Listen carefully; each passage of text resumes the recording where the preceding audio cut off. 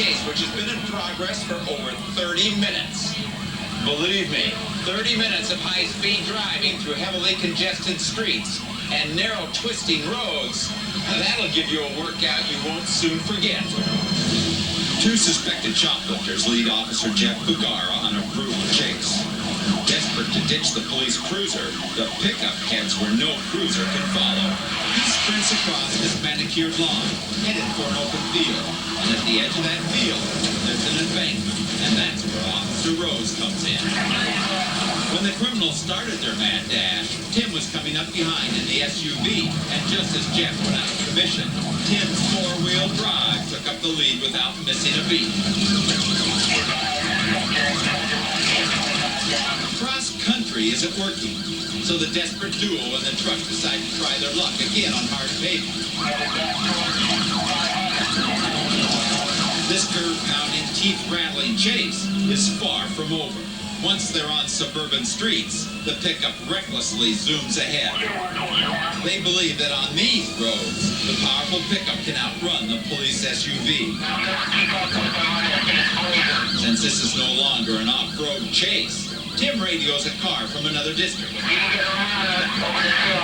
The cruiser takes the lead from the slower SUV. But now another problem. In the heat of the chase, the driver of the pickup doesn't realize that the brake pads on his truck are starting to liquefy. With almost no stopping power, he shoots over the curb into oncoming lane. But even that doesn't slow him down. He races on down the road, looking for some way, somehow, to shake loose of these cruisers. Turning onto this tree-lined street, he sees his chance and decides to go for broke. He blasts across the road and over the curb. This time, the squad car doesn't even try to follow, but the SUV does. Tim Rose stays right on his tail as he careens through yards and across a parking lot, trying frantically to find a way to get loose on the street.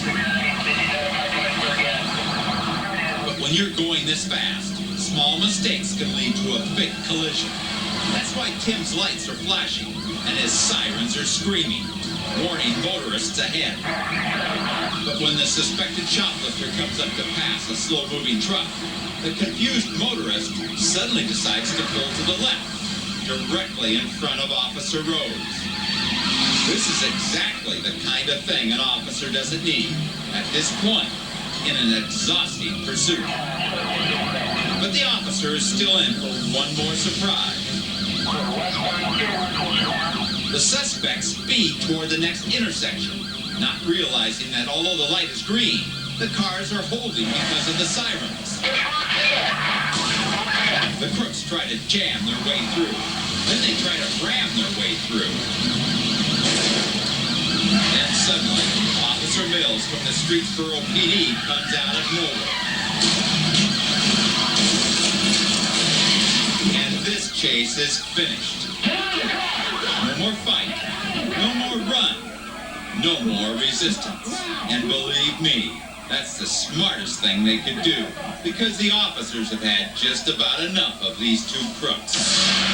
And they'd had enough of this insane chase. Because the truth is, you rob and run in Aurora, Ohio, that no matter how long it lasts, no matter how crazy it gets,